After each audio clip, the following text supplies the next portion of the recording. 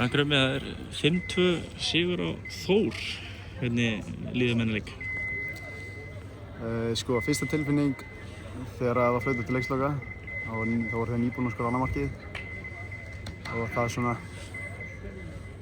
ég veit ekki, þú veist. Situr þér? Já, það er bara leið að flauta af, skilur, svo við fljótir að hreinsa það út, en heilt yfir þegar maður súmir að leikinu upp, þá bara, mér fannst nú smá kannski, þú veist, við tók okkur smá tíma að koma okkur í gang í byrjun og svo eftir, ég veit ekki hvað, 20-25 mínútur, þá vorum við bara komnir í flæðið, sko. Ég meina, þið buðu upp á alvöru veislu, 5-2 sigur, hefði getað skorað 10-15 mörk og kannski eins og nefnir pirrandi að fá á okkur þessi 2 mörk, eða sérstaklega seinna markið. Já, það er kannski svona svolítið fórnarkostnað þess að vera alltaf að reyna að búa til, aftur og aftur og aftur og aftur og aftur, saman hver staðan er, sko. Sem við náttúrulega, já, bara hrikalega gaman að spila svona í fótbolta, skilur, en það er svona, það krefst mikillar athygli. Þú meiddist fyrir hvað 1,5 ár síðan eða 2 ár síðan og spila svo með Þrótti fyrra. Nú ertu bara komin að fullum kraft inn í KR-lið og ert að starta alla leiki. Ég meina, áttirðu von á þessu fyrir móti? Já, ég átti alveg eins von á þessu, sko. Ég bara, þetta var alltaf það sem ég ætlaði, þú veist, þegar ég meiðist á sínum tíma þá bara kom aldrei neitt annað til greina heldur en að keyra endurhæfinguna og koma grjótara tilbaka, sko. Myndirðu segja að Þróttaravöllin að hjálpa þér með þetta? Já, ekki spurning, sko.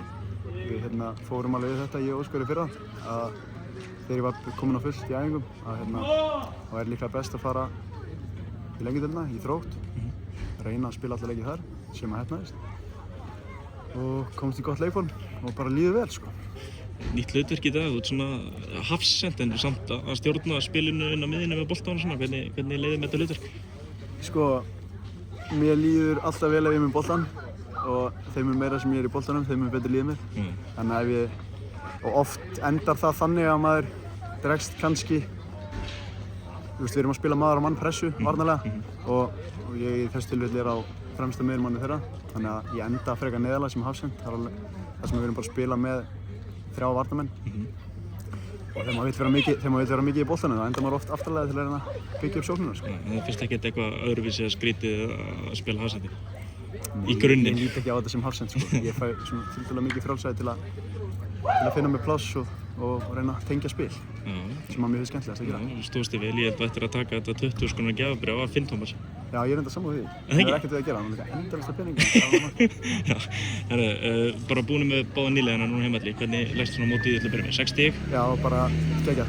Ég er áfram gafn, sko, keyra á þetta. Já, við ætlum bara að klára titilinn á þessu róli.